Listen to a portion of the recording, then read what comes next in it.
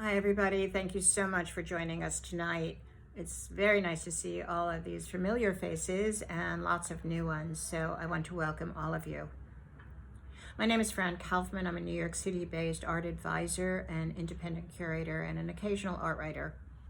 I've known Claire for 3 decades, give or take, and the very first time I saw her work was the very first time I walked into Stephen Rosenberg Gallery.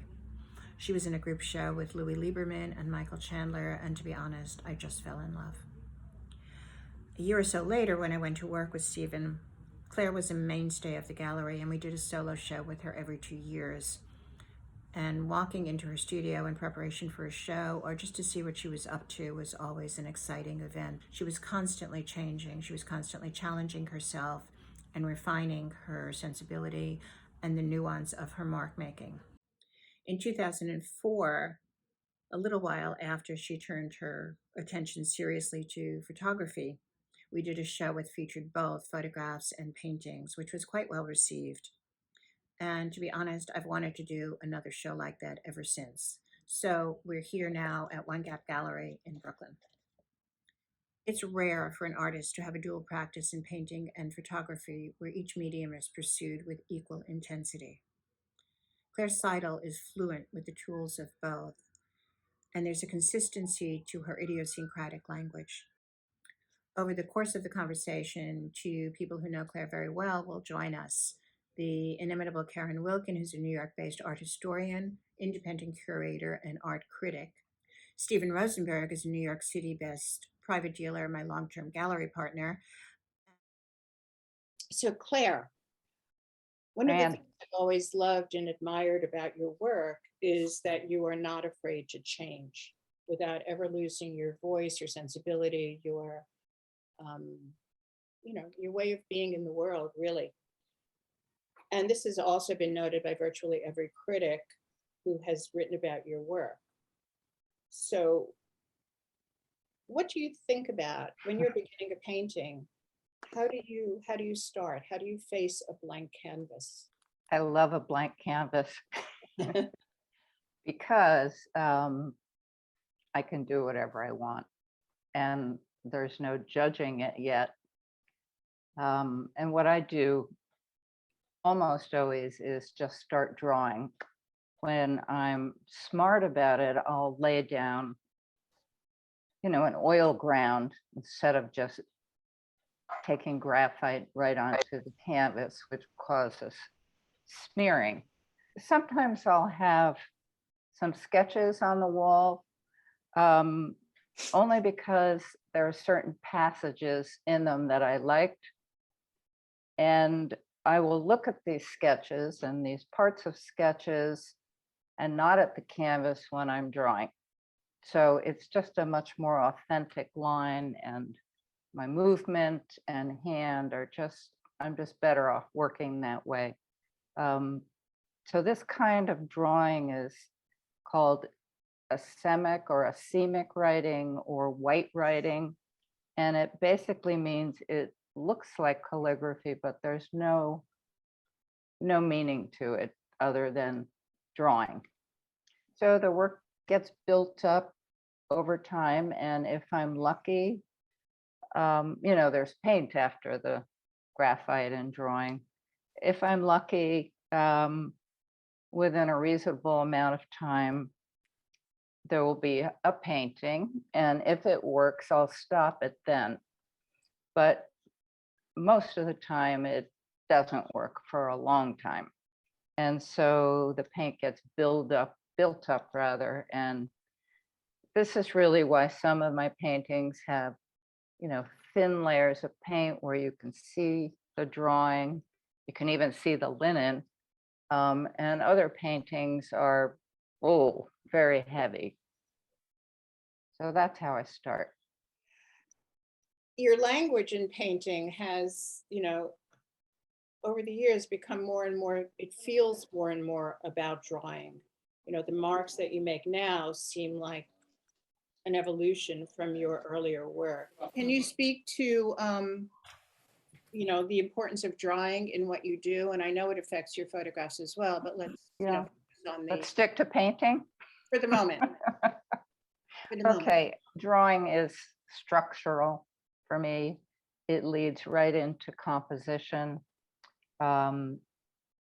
It also helps me to separate layers in a painting or to unify them. And if a painting isn't working, I can just draw all over it, which is kind of like starting again, but it also leaves the under layers. Ask Stephen, you've known Claire's work since 1984, probably. And can I ask you what what did you respond to when you first walked into her studio back in 1984? What was it that kind of captured your attention? And also, how have you seen her work change since then? We talked about the mark. Well, actually, the first thing that intrigued me with Claire's work was color, vibrant color. When I first saw them, besides the color, one of the things was that the spaces in the canvas that the paint took up were much larger than they are in her pictures now. There's more ground covered now, but the paint is much more subtle and sophisticated. The work of Claire's that I've seen, both in her studio and on the computer, over the last 2 or 3 years, I think is the best body of work she has put together ever. I think they're masterful. I think they talk about interior life as much as exterior life. And I think that they speak a great deal to her view of the world in a very, very interesting and touching way. The overall point I want to make about Claire's work is that, unlike a lot of other artists, she is embracing what went on before and making it her own with her own touches on it, more than touches, but her own imprimatur. Thank you, Stephen. You're welcome. That was heady. Yeah. And wonderful. And thank Yes. you for saying that and speaking from the heart. This show is a quasi-survey, and it features work from as early as 94 through late last year.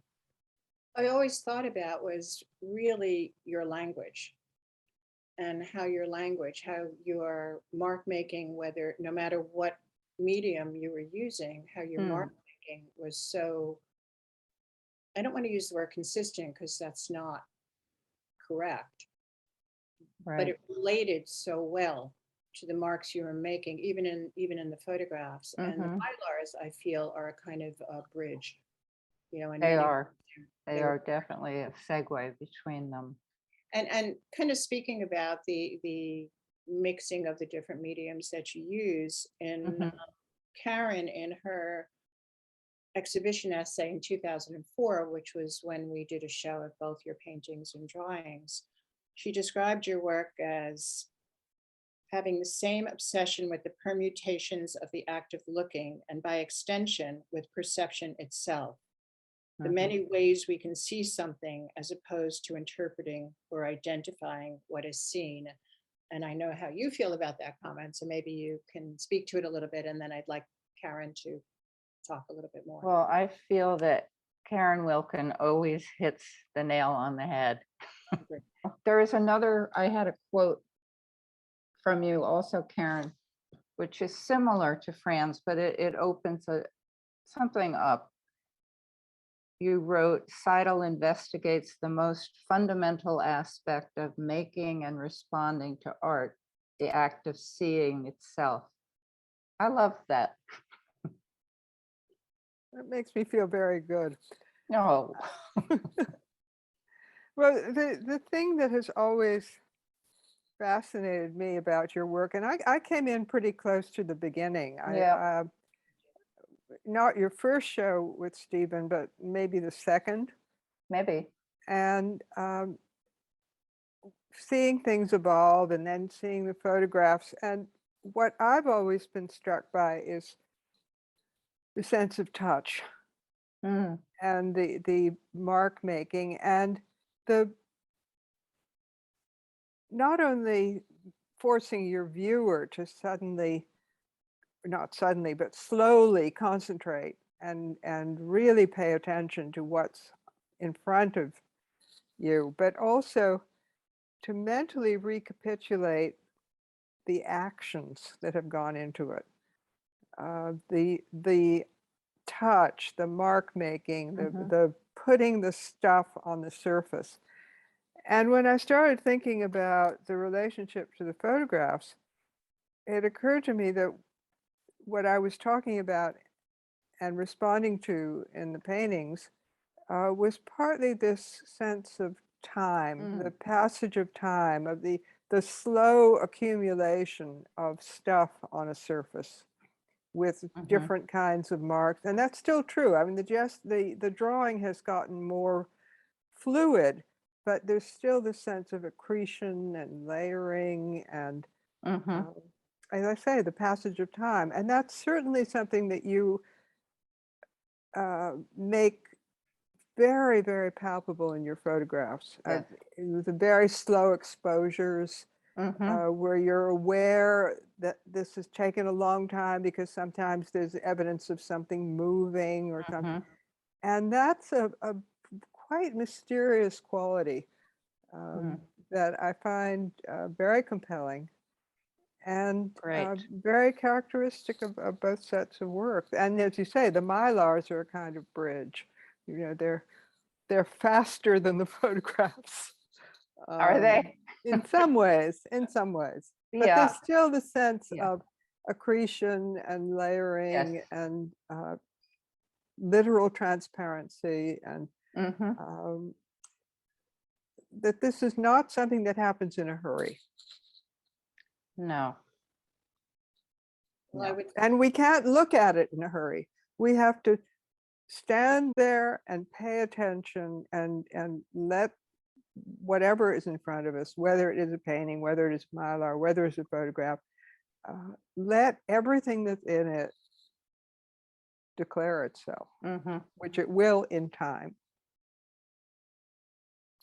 Thank you. that- That's inspiring. Thank you.